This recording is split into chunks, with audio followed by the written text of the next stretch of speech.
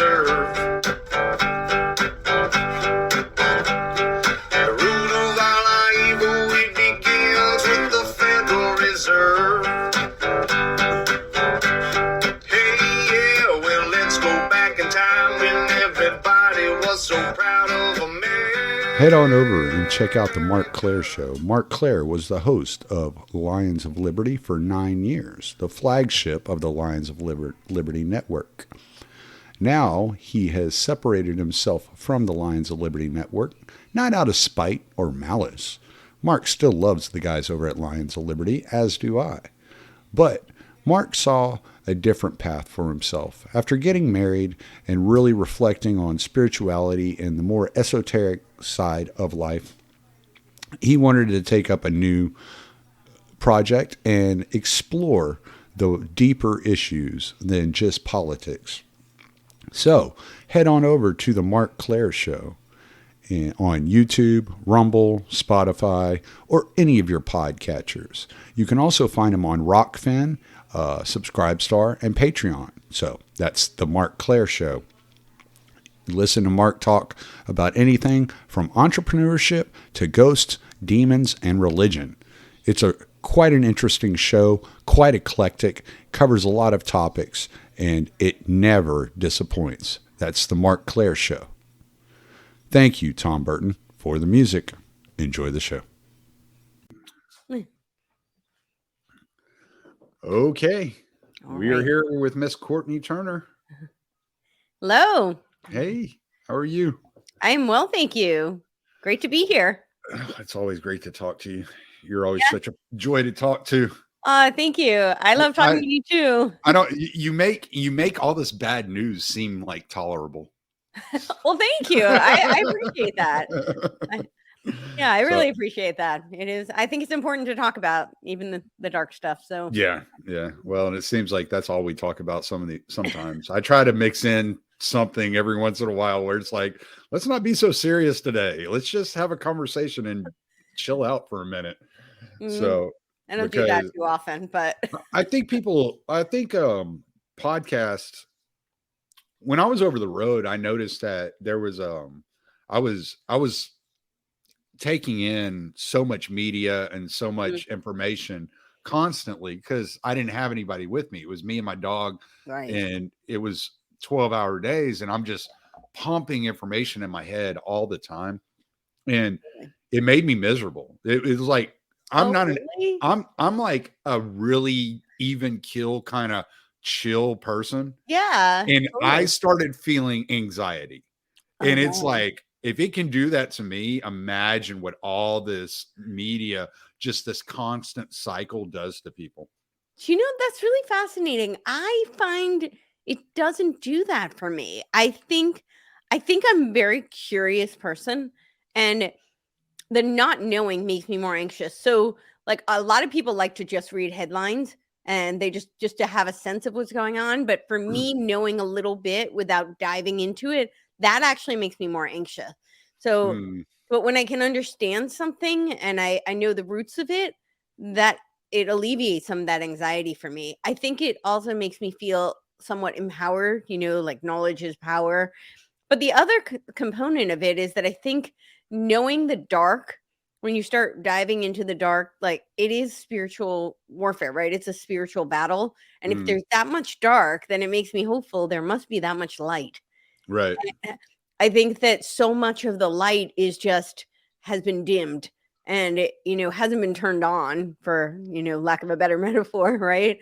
And I think that if we share the knowledge and we uncover some of the dark, then hopefully that can flip some of those light switches on. It only takes one candle to drown out the darkness, right? Right. There's this phrase, I say it all the time, but I always add my own tagline onto it. It's from the book None Dare Call It Conspiracy. And they say, it was one of the last lines of the book. And it says that, conspiracy can only survive in the dark. So I always add on to that. And therefore it's incumbent on the light to be shown on it to expose it. Right. Yeah, no, that makes sense. I think, at least from a man's point of view, especially my perspective, it's like, let's say I'm having a conversation with my wife, right? And she's telling me about a problem that she's dealing with. Right. My instinct is to fix it. Right. And so I see the problem, and then I realize there's no solution Yeah. like that I can like put forward. That in itself causes me stress. I can see that. Totally. Yeah. So It is really interesting. The trucker. So my fiance was trucking for a while, and we listened to so much. And he said that he would go around, to all the different stations and talk to people. And he said they're some of the most awake people because I guess they spend a lot of time listening to radio, podcasts, audiobooks. And he said it was really fascinating how much when you go through the country, and it's kind of encouraging to see that they are so awake. It shows that there are people who actually know what's going on and care. So right. that's the silver lining of that. But yeah, truckers get a bad rap for being stupid, and there are plenty of stupid truckers out there. Don't get me wrong, but there are a lot of very intelligent truckers. Yeah. One of my best friends, Gord McGill. I mean, he writes on the trucking industry and all the regulations. He started his own podcast called The Voice of Gord, where he talks to people that have been researching the trucking industry. Because if you look at the kind of panopticon system and the surveillance system that is going around and being introduced to the public, truckers have been living under that already. Yeah. And so we kind of have like this insight through ELDs of how you're going to be tracked and traced. Right. And so he started writing articles for Newsweek and started his own podcast, and he's doing well. Yeah, he's making. Oh, that's awesome. He's making a lot of extra money doing that. Yeah. Oh, very cool. Yeah. No, there's definitely a lot of really smart truckers. I've definitely met several of them. Obviously, I think my fiance is quite brilliant, but yeah. And he really is. But I believe it. Yeah. And but I've been on a podcast for he's a trucker as well. He's a Canadian trucker, super, super smart guy. Yeah, I've known you, like I know a lot of really smart truckers. So yeah. There's definitely kind of a misnomer, but Yep. But we're here to talk about 15-minute cities, not about truckers. 15-minute cities. Well, definitely it's going to affect truckers. So yeah, for sure. So definitely a good segue. But so I saw what was it, about a month ago? I saw that Saudi Arabia had released this video talking about what they were doing in the 15-minute city kind of outline, and the way they advertised it, and they were advertising it more like a tourist destination that in which virtual reality, digital reality, and physical reality all intermingle. Yeah. Now I can kind of see the and they plan on rolling this out in 2050, they said. So they're going to be building it and it'll be completely prepared by 2050. So I was looking at it, I was like, okay, so all the plans I've heard for these types of things are like 2030. For some reason, Saudi Arabia is pushing it back. Maybe we have a little bit more time than we initially thought we had in how these things are going to be rolled out and affect our lives. And by advertising it as a tourist destination, it almost seems like a beta test. Yeah. Well, that is their MO, the beta testing. So as far as the 2050, I think that they're trying to implement as much as possible by 2030, but 2050 is when that's like there was Agenda 2130/30. So it's kind of like they have phases.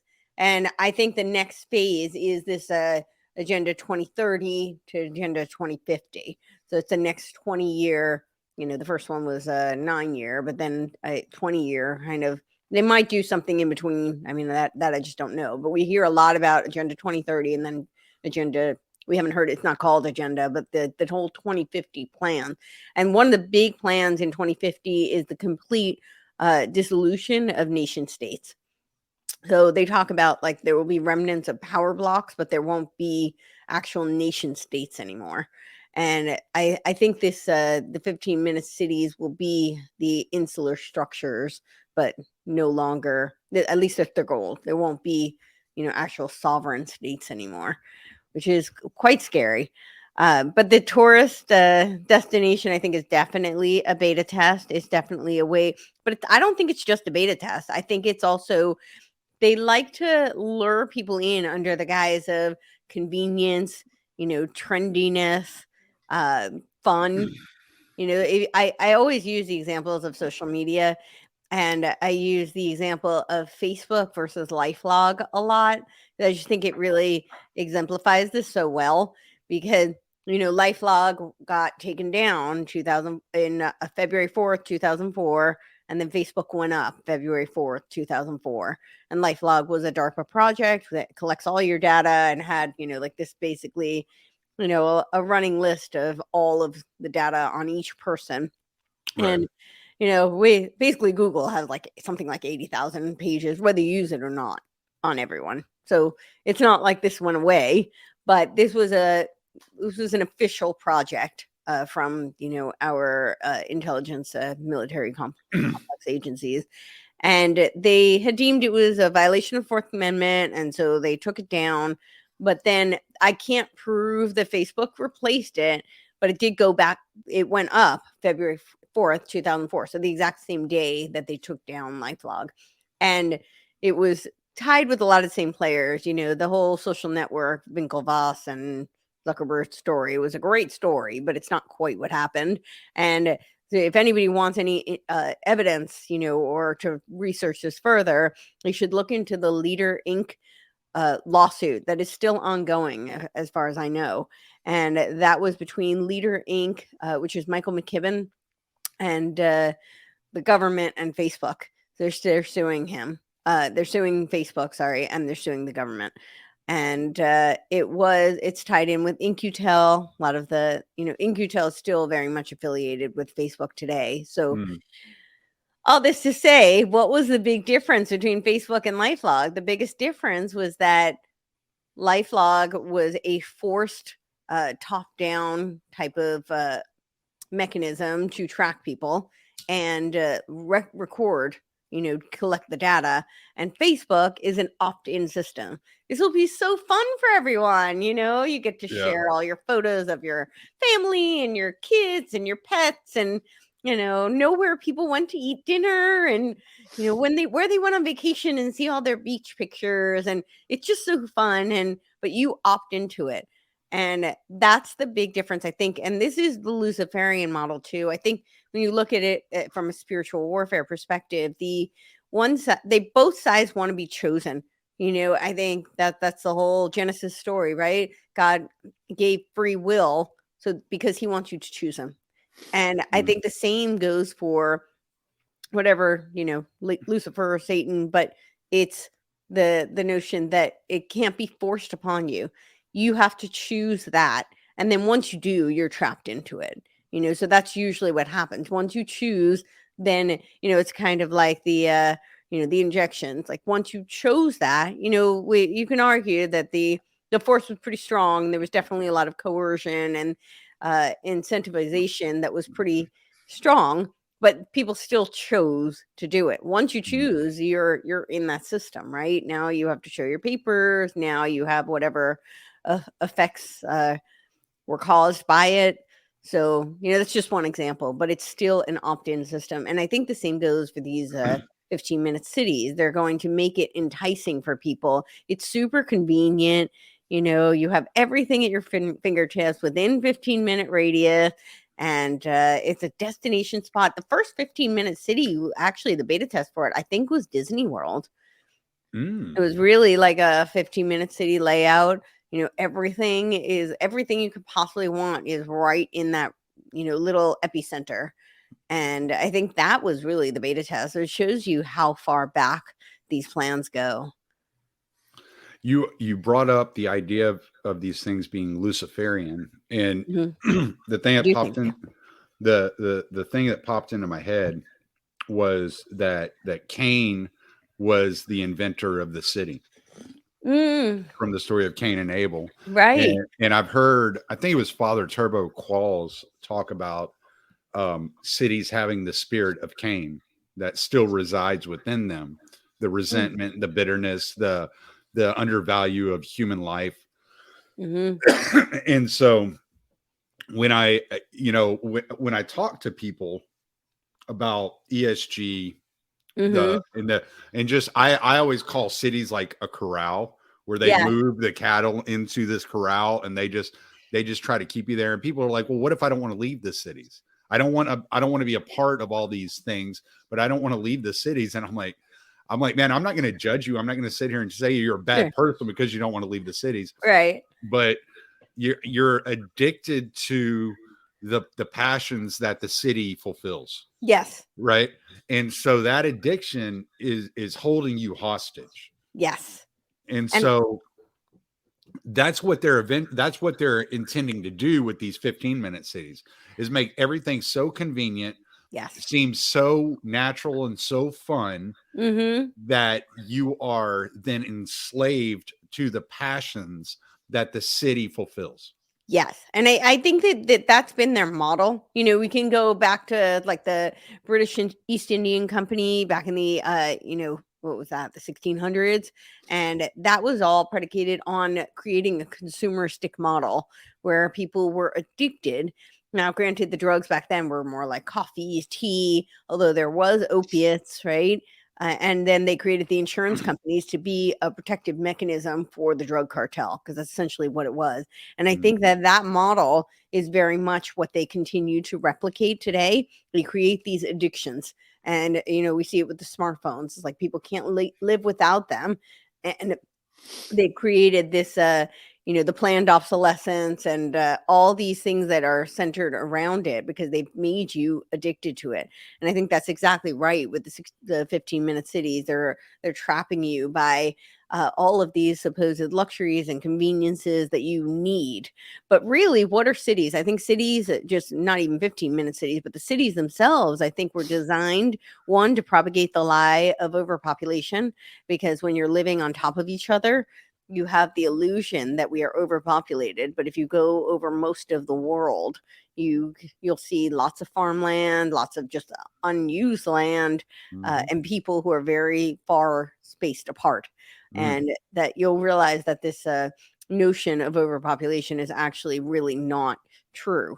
It is true in the cities. Absolutely. People are overpopulated and congested. I think they're also designed to track, stack, and pack, right? So really it's to create this, you cram people in like sardines, and now you have limited resources, and limited resources are a mechanism for control and control grids, because people become more desperate when you're under limited resources and finite resources. And the packing them in like sardines, gives them the illusion of being overpopulated. But then it's also really to create this surveillance state. And the 15-minute cities, I think, are the next iteration of that. They're just the next step up of this tracking surveillance mechanism. And we're seeing all these, the blue light cameras that are going up. I think, a lot of people have seen them and are kind of curious, what is that? But those are full on tracking and surveillance devices. We don't know. There's a lot of speculation about how they interface with people, but we know at the very least there definitely are, increasing the cameras, and that those blue lights have the technology in them to read luciferase. So, of course, the theories have been that there's been some sort of, we know there's luciferase in the injections. So there's, of course, the theory that it's a way of tracking who has taken it and who hasn't. Right. That hasn't been 100% proven at this point. So I'm not saying that that's fact, but there's certainly evidence to indicate that. And those facts are true. The fact that can read luciferase, and the fact that luciferase is in the injection. So those two things are true. And well, there's also the point that so many people put their private information out so openly on social media, right? So they don't even need to really trace whether or not you have this substance within your blood system. All they have to do is match your face identity to your social media, and you've probably told everybody how you feel about this stuff. And so they already know But now they have all that information and they can track you in real time. You're in these a small parameter, and the big component of all of this too is the geofencing. And we have now in the I believe it's the infrastructure bill, they put that no cars made after 2026 can be made without having this basically kill switch where they can be shut off at any time. And certainly that's a geofencing mechanism where if they track you and you go outside the confines of these 15-minute cities, they can shut off your car. So you're trapped, essentially. They can shut off your car, they can shut off your phone. And if they push out these CBDCs, they can completely shut off your wallet and any spending power, at least through that mechanism. So that's really another track and trace. I think they would be able to do that anyway because of the chip cards now. They all have the chips in them, that you have to use. I could see them being able to like shut that off if they really wanted to. Yeah, they could shut off your credit card. Well, I'm just talking about debit cards. See, so we have voluntarily. I remember what was it 10 years ago? Glenn Beck was throwing a big fit because Obama wanted to introduce a cashless system like India has, and he was like, "No, you can't go away from cash. Blah blah blah. This is terrible. Blah blah blah blah blah." And then they introduced like this chip card and the swipe. Like all you got to do is wave it in front of the machine and it automatically takes it out of your account. And it's like, everybody voluntarily went cashless. Yes. And that's what they do. They want you to opt in. They make it super, they advertise it as it's convenient. It's, it's cool. It's trendy. It's fun. And that's how they get you enticed. They entice you. And then people volunteer. They don't force you. That's I think, a misconception. People think that they're forced. They use coercion, they use propaganda, they use coercion. Yes. But look how easily that people just go along to get along, right? Yeah. It's a very like we're a different breed of person that are this like dug in to these topics so that we know how to put up our defenses against them. Most people don't spend their time researching this stuff. Right. You know what I'm saying? And so I'm always so surprised when people don't know these things. But yeah. But most people are just going through their day-to-day life. And like when I was driving over the road and I was kind of like away from society, like my entire world revolved around this information and other podcasters. That was all my communication. But when I came locally and I started working locally and being in a store at times and dealing with customers and managers and cashiers and all these other people, I started realizing like these people don't have a clue. They don't know. Their whole life revolves around I go to work, I make my money, I take care of my family, I go to bed, I get up, I go to work. Right. On my days off, I mow the yard, I run errands, I work on my truck. I do this, and it's like, it has nothing to do with the type of stuff that you and I talk about on a regular basis. Right. Well, I think that's why it's really important to share this with, whoever, and plant seeds with people who may not be super versed. One of the things I'd like to point people to is the UK, because they're rolling out, and they've rolled them out in many places. And for anybody who thinks that we are totally safe, like if you're in a red state, you are not safe. I live in Tennessee. There are many places in Tennessee that you would not expect that you think of it as like a red state. There are many places here that have these 15-minute cities already. So it is really cropping up everywhere. But in the UK, they're doing it under the guise of being a climate lockdown. So it's really under the guise that you're saving the planet. And of course, Klaus Schwab talked about that in his, COVID-19 Great Reset book. So, they've had these plans in the works for a long time, and they are advertising it as you're being a good human, you're saving the planet. And people who don't know that the climate climate narrative is essentially a hoax, and it was created by the Club of Rome in 1972 in the Limits of Growth. In their 1992 document, the Global Reformation document, they admitted that it was a complete lie and that it was designed to be propaganda, that they needed to come up with a common enemy of man, because if there was a common enemy, then people would rally around it, and then people would fight against it, and they would grab onto this, they knew was a lie. And they decided the enemy of humanity was man, of course. Yeah. So that is the carbon they want to reduce. It's you. So yeah, so that's how they're selling it to a lot of people, that it's, a way of saving the planet and saving the environment. And a lot of people are bought into that narrative. So of course they think they're being a good person by doing this. And they use the whole, virtuous and, the moral kind of ingratiation to get people on board. Well, you brought up that Tennessee is doing a lot of stuff. And this is what brought up this topic, actually, in my mind, and why I wanted to get you on is because Steve Fox, who's a mutual friend of ours, and he's Fox and Sons Coffee, is a sponsor of both of our shows. Awesome. He noticed that the mayor of Cleveland was like basically coming out and advocating for Cleveland being turned into a 15-minute city. Mm-hmm. Yeah. And he was like, wait a second, what's going on here? Like, will you do a show about this? Because I don't know what's happening here. Yeah. And so we're kind of talking we're kind of talking around the details. Mm-hmm. And can you shine some light? Because the way I look at a 15-minute city is it's going to be like almost like the metaverse. It's going to be it's going to be kind of like a fantasy. It's almost going to be a sci-fi movie in reality, and it's going to feel a lot like you brought up Disney World earlier. It's going to feel like that. It's going to feel like an amusement park in a lot of ways, because there's going to be so much stuff there that you grew up hearing about that was not reality until now.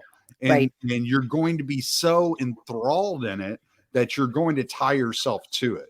So can you break into detail some of the things that they're discussing doing? Yeah. It's exactly like you're saying. They call it like an urban concept planning. And it's where everything is within your 15-minute radius. So they advertise it being a walkability. So, you don't ever really have to leave the premise. The part they don't really tell you about is that you might not be able to leave it. It might essentially become a prison. And that's the part they really don't talk about. But that is very much a reality, because it's happening in the UK right now. People they're not able to leave those confines. And I think COVID was a really beta testing for that, right? We saw so many people who couldn't go within a certain distance from their home. We didn't have that so much in the United States, but certainly in Australia that was happening. Mm-hmm. And there were definitely other UK, I believe that was happening. I think New Zealand, exactly. Yeah. A lot of the Commonwealths of the UK, which I don't think it's a coincidence that was happening in those areas, but Canada. Yep, Canada, exactly. So that and that uses that geofencing technology. So that's the part they really don't talk too much about. They talk more about the positives of how you're going to be, like you said, a fantasy land. Everything is within your walking distance, and you'll have all the shops and all the restaurants, and all the things that you would want are going to be right there, and you never have to leave. But the problem is that what if you want to leave? What if you want to go see somebody who is outside of this 15-minute radius? And how are people going to connect outside of these 15-minute radiuses? So, right, it's kind of like it's a way of, I think it's a way of kind of leading you into the metaverse, because you're now more restricted in your mobility, which is something they talk a lot about in the Agenda 2030 plan. They talk about the no crossing zones, and that's so the people will be restricted of having freedom of mobility, which is embedded in our Constitution. I mean, that is a very, very explicit laid out that we have freedom of movement and that we can travel across the country. That is laid out in the Constitution. So this is a blatant violation of the Constitution and a complete, sublation of the Constitution, essentially. But that is they found with Mhm. ESG, and this was part of the beta test of ESG, and what they were trying to put forward was Right. they were trying to subvert the Constitution. They were trying to find a loophole, a go around. If you can convince the corporations to be the militant arm and of your laws or of your regulations, Mhm. then it's not a government regulation. It is then it then becomes a cultural regulation, right? Right. And so this is why you see and somebody you need to get on your show that you'd really enjoy talking to is John Robb Okay. from and we'll talk about this off air. Sure. That'd be great. But he talks about the cluster, that hive mind that you see on social media, and Mhm. how like when somebody goes against the transgenderism or abortion or whatever cultural norms they are trying to force inside the Overton window that has completely shifted the paradigm of all of our lives, and you resist that, how they cluster and hive and attack you like white blood cells on a virus. Right. Right. And so they have figured out how to do that utilizing thought leaders, corporations, Right. financial institutions to keep you within the parameters of the geofencing model, Yeah. which they first started experimenting with in corporations through Microsoft delivering this into corporations. So what the corporations would then have you do is download an app to your Mhm. phone in which you keep track of the hours you work, the jobs you're doing, whatever. But what that Right. app's really doing is feeding on the information that's all over Oh, your yeah. phone and the places that you're traveling, the purchases that you're making, and it's Right. reading all the other apps that are on your phone, whether it's a bank app or your social media app or your Right. email app or whatever. And it's Oh, yeah. taking that information, feeding it then to your employers, and your employer can then make a decision whether or not you're up for a promotion, whether you need to be demoted, whether you need to be fired, whether you can even be hired Yeah. for the job. And so they are taking that model from the corporations and they're instituting it into the city structure. And Right. this is where I had talked about a while back that they're looking at creating the city state, into which the entire entity of the state then is infused around the city that Mhm. controls the supply chain and controls Yep. the trade and finance, and that those cities will then be the center hub for all political um, uh, discourse throughout the country, that the country will then be Well, also adhered resources, to. right? All the Well, resources are gonna be well, right. confined to that locale. So you won't Yeah. be able to, if they decide they wanna cut off your food supply and they can just tell you, "Oh, we couldn't get it into the city in time," Right. They where want we're to make having but they want to make like Montana and North Dakota Mhm. adhere to the laws of California and New York, Right. because California and New York are the hubs in which they disperse food and resources. Mhm. So Right. they're utilizing the resources as a tool to make you bow to your overlords. Yeah, I mean, ultimately, they want to make that a worldwide, so it's a global governance that Right. they're going to use as a locus. I did want to bring up because I have a friend who has family in the UK, and he was telling me that they were calling it like a traffic control system. That's kind of how they're selling it. But he is Like Paris did, right? Then yep, wasn't Paris it did the same Paris thing. that you could only drive on Mondays, Wednesdays, and Fridays if Yes, your license plate number ended in an odd number, and if it ended in an even number, you had Tuesday, Thursday, and Saturday, kind and of then like what Carter did. Remember with the gas lines, right? yeah, Yeah. But he said that people are not buying it. They know that this is a control grid, that this has nothing to do with traffic, and it really is. And then the other thing they call it is the climate lockdown. But it's really all about control and restriction of mobility, restriction of movement.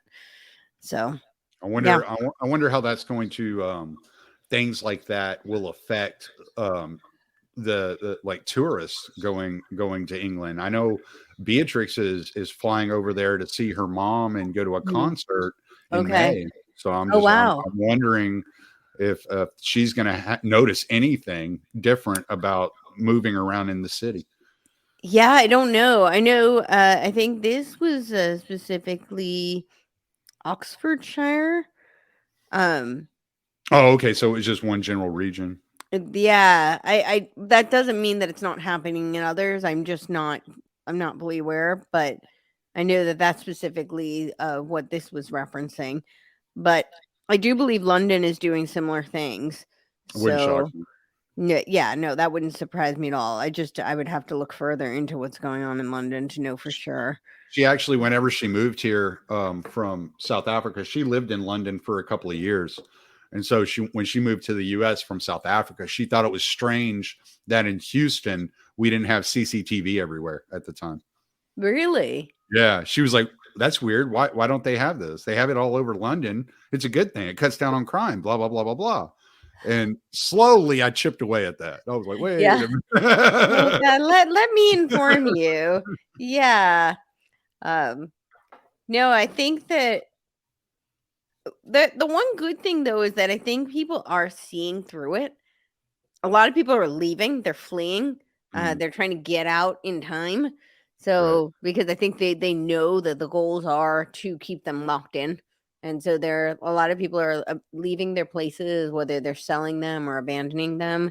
And I think that's really unfortunate and devastating for the people there. I think it's also a sign that people are not buying the narrative and that they recognize that this is a major power grab and that the consequences of what it could mean down the road are really, really, really bad. That's one of the things I've brought up several times, and I always use Trump as the example. But whenever you're looking at the UK, you can use Brexit as the example. Sure. Like the election of Trump and the authorization of Brexit, that you know, the people voting to leave the European Union, Right. it really put the World Economic Forum in a strange position to where they had no choice but to reveal their hand. They had to show their hand at this time. And because they had to increase and accelerate in and take advantage of the small window of opportunity that they had left available to them. Yeah. And that's the only reason that so many people know about all this stuff.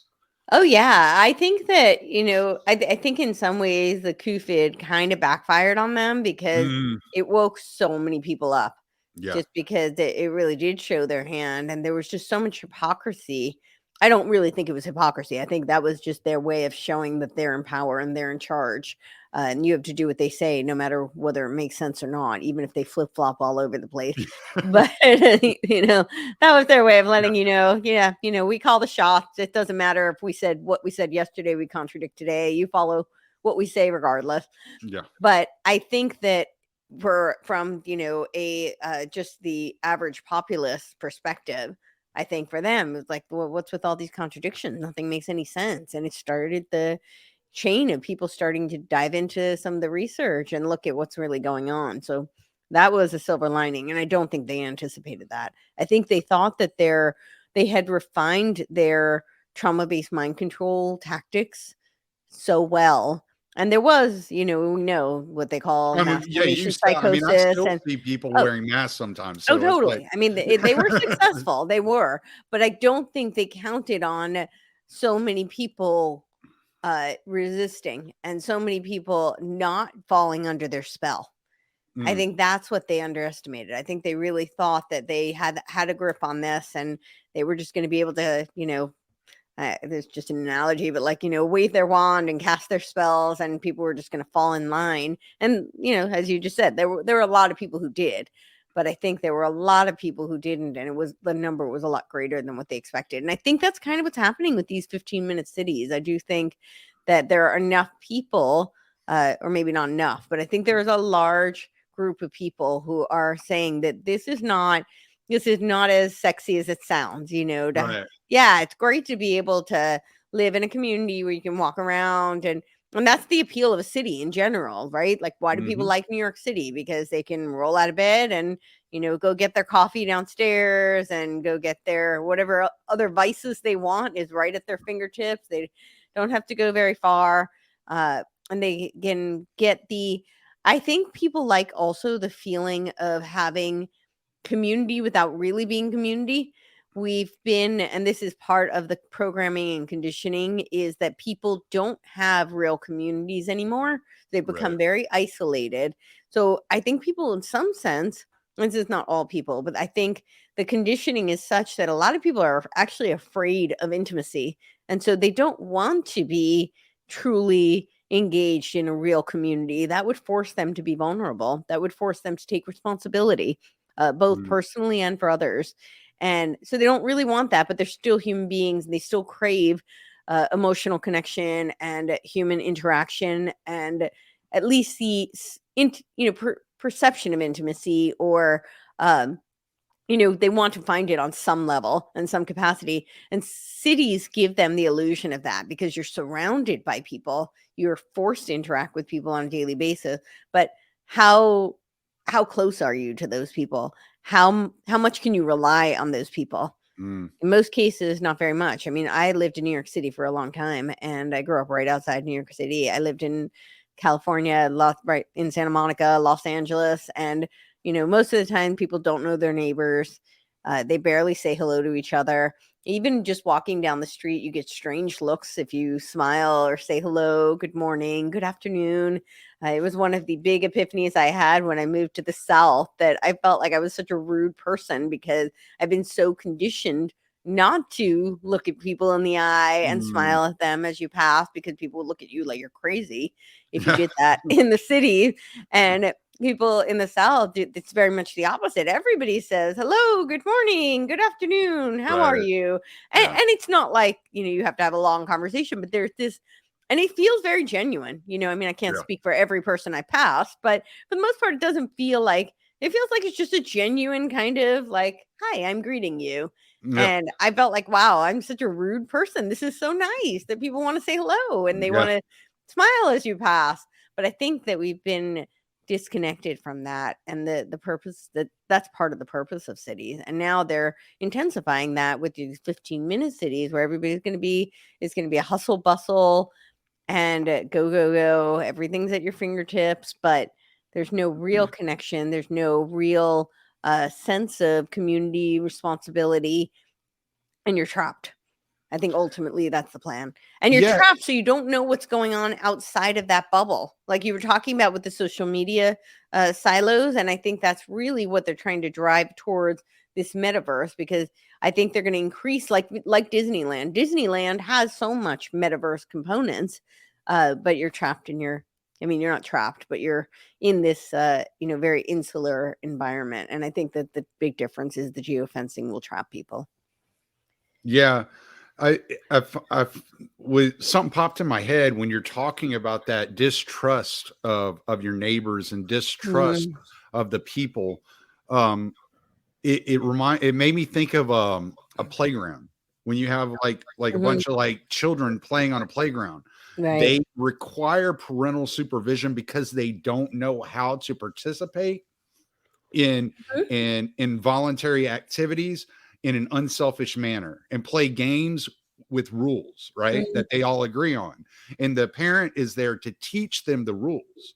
And if you grow up in an environment to where you can never trust that the person next to you is playing by the same rules and willing to participate under the same parameters that you were willing to participate under, Right. then you turn to government to be that parental figure and to make sure that all the parameters are laid out in nice congruency. And Right. so the cities in some ways make people feel more secure because they are being sheltered by that parental guidance. Mm-hmm. They have that safety net that's offered to Government them. is mommy and daddy. Yeah. Exactly. Whereas if you live like in the situation I live in, right? I just Mhm. had to go spend $8,000 today on a mower. I just got informed that my an order of hatchlings got canceled. And so I have to go find new chicks. And I can't depend on a parent to do this. I'm Right. responsible for ensuring that the property I live on is taken care of. I am responsible for making sure that I am producing the eggs that I need to produce and have the chickens that I need to have in order to move forward in my plans going into the future. And I don't have that safety net. And I Right. took upon that responsibility upon myself, and I got rid of that parental figure in my Yeah. life. Yeah, that's a really interesting point because it also shows, and this is my experience actually. I mean, again, I don't want to make a blanket statement. There's exceptions to all the rules, but I do notice that people who have lived in cities their whole life, and even if they haven't, if they've been there for a very long time, there is kind of a stunting that happens, and I think really what you're explaining is a moral stunting. And I think this is a really fascinating. I mean, I've never thought about this before, so I'm really just thinking out loud. But I know that a lot of psychologists have determined that you don't really have a strong moral intelligence until the age of 7. That's kind of when it's fully formed. Mm. So prior to that, a lot of it comes from your teaching, your learning. You're learning to develop your understanding of right from wrong. Yeah, And you're that's not being to say, shaped. Yeah. yeah. And that's not to say that, you have no sense when you're 4 of what's right and wrong. Obviously, you have some, but it's not fully developed, from most of what the studies show until around the age of 7. And there are different stages. I think Jonathan Haidt had done a really good job of outlining, when he tested children at younger ages, their levels of what he called moral intelligence. And, there was variance even at younger ages. But it does seem like it's kind of formed at 7, but it's interesting to think about people living in cities having a stunted sense because they've had this false illusion of not having to take on that responsibility, the moral responsibility. And Mhm. what you're describing when you live in a more rural area, even just the interpersonal dynamics, because for survival reasons, we want to have good relations with our neighbors, even if they're very far away from us, because we may need to depend on them. We may need to be able to trade goods, services, or just have good relations so that they don't do harm to us, whatever that may mean. But harm to us, our environment, the children, loved ones. And whereas in cities, because you have that illusion of being protected by, the government and the artificial parameters, the concrete jungle in which you live, they don't have necessarily, they haven't developed those skills, and they haven't developed that Yeah. adjudication and the interpersonal, from both the biological as well as a socio-psychological stance.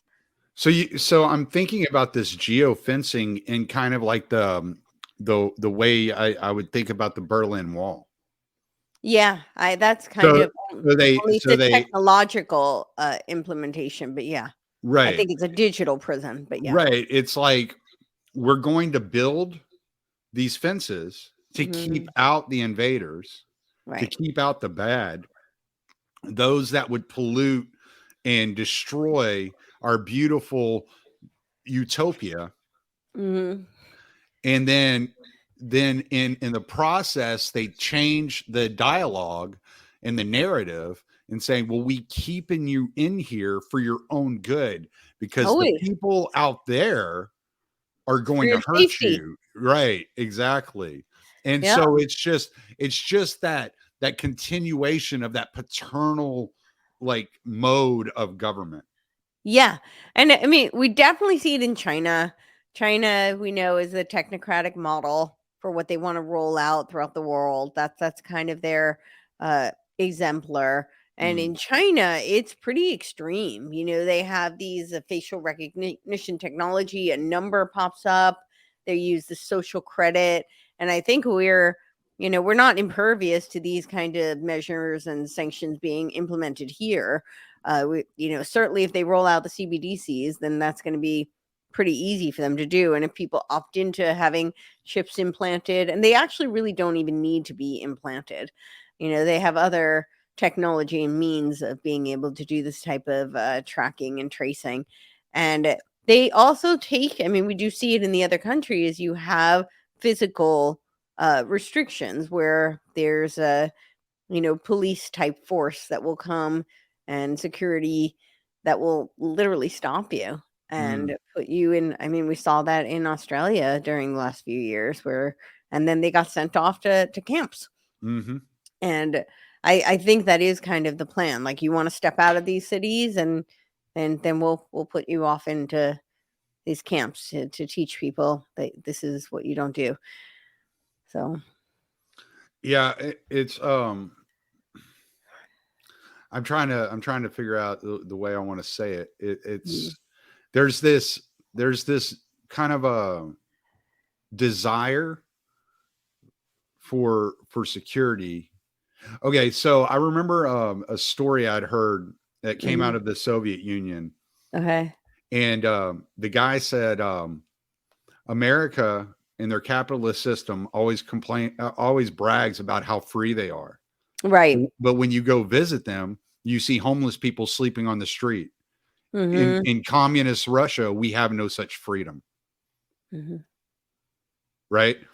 And so he's basically painting the freedom aspect of being of there being a homeless portion of society as being a negative, in that in communism, since the housing is always provided for you, you don't have the freedom to be homeless. You're going to always have a place to stay. Right. And so I kind of look at that as the way that they're viewing these cities. Like, it's like, like out in like the other day, I got home from work and I'm going to move my baby ducks to another coop and I'm going to put my baby chicks in the baby coop. And so I get there and I open up the baby coop and there's a 6-foot rat snake in there that has eaten 2 of my ducks. Right.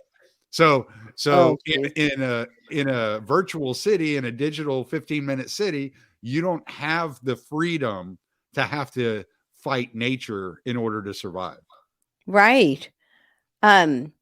Which is it's a false illusion though, right? Because you're not free, you're completely trapped. I wanted to also bring up that Trump is calling for these freedom cities. Have you heard this? No. Yeah, so it's interesting because I think he's trying to appeal. It's like as a trolling concept, it's pretty awesome, but in practicality, I think it's a little bit concerning because I think that it's essentially the same thing under a different branding, under a different name. Like the Patriot Act. They wouldn't do that. No. No, of course not. No. But some of the things that I think people should be aware of is that they're using the premise behind this is that it would be land that is owned by the government.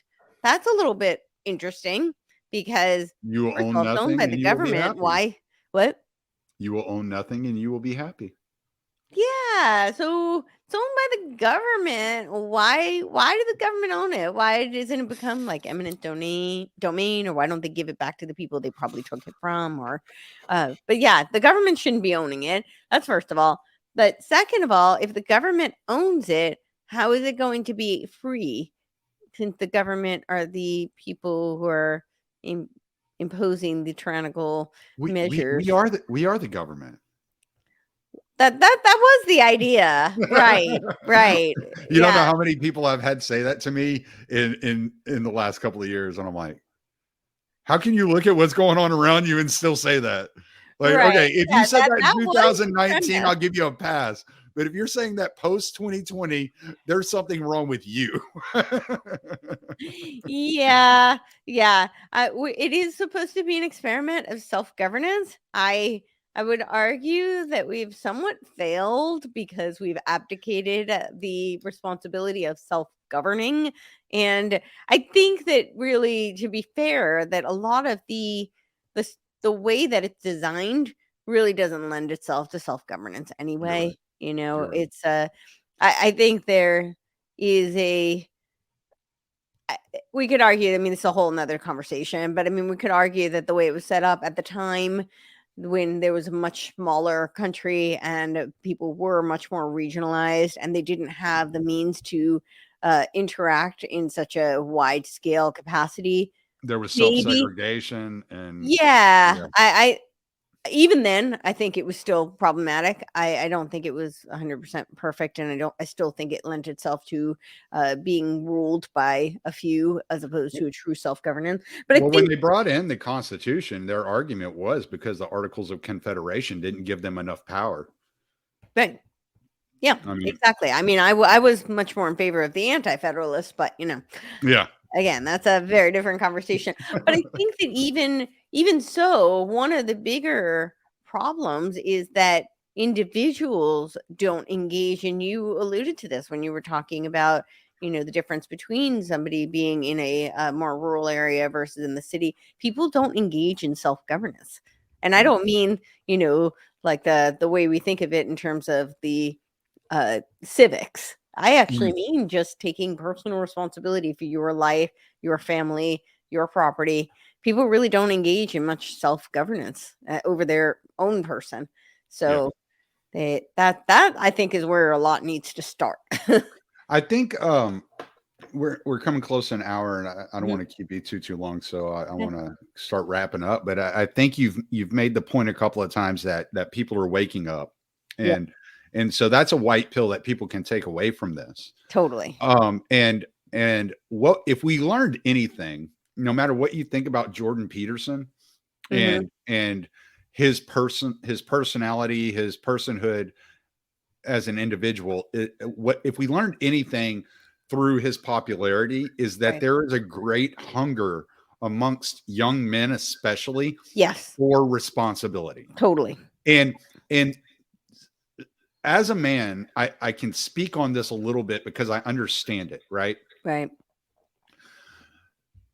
The way our psychology works, the way our mentality works, Hmm. it's not the act of doing Right. that is necessarily fulfilling.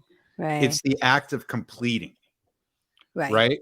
So when you can, let's say I build a chicken coop, which I've Hmm. built several. So let's say I build a chicken coop or I build me a greenhouse, right?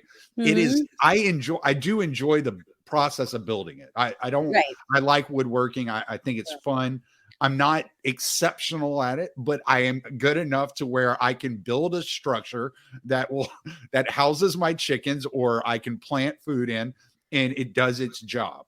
Right. But what's the most satisfying is after that's done and seeing that structure stand there and knowing that I did that and I took the responsibility to do this, and Yeah. I didn't contract it out to somebody else and depend on somebody else to do it You for were me. self-sufficient.